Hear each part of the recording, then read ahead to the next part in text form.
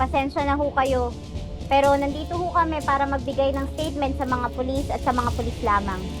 Ang masisigurado ko lang sa inyo, lalabas ang katotohanan tungkol sa pagkasunog ng Riles 3 taon ang nakararaan. You can all go to hell! Ah! Mom! What's happening? Hey!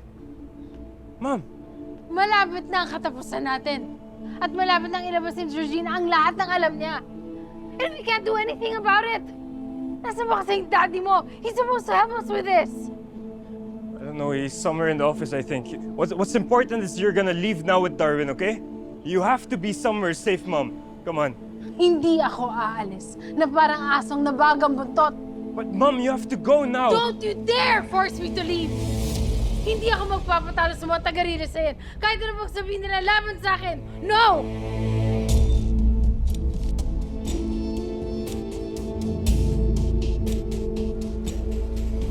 Totoo pong si Scarlett Victor ang nag-utos ipasunog ang Riles.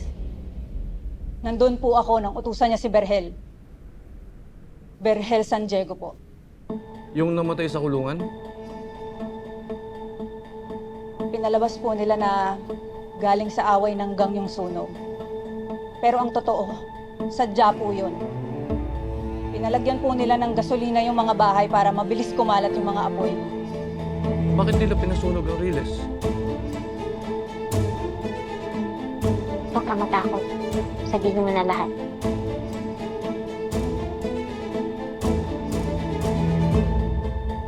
Gusto nilang maging desperado yung mga taga-Riles na magpabayad kapalit ng mga lupa nila.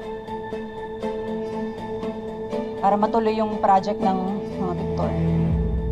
Ang Golden Truck City.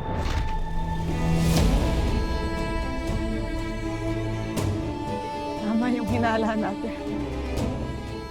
Dahil sa kasakiman ng mga Victor na yan, hindi lang mga bahay ang nasira. Pati mga buhay at pamilya ang nawasan. Kaya dapat lang sa Scarlett na yan makulong. Hulihin niyo na siya bago pa siya makatakas.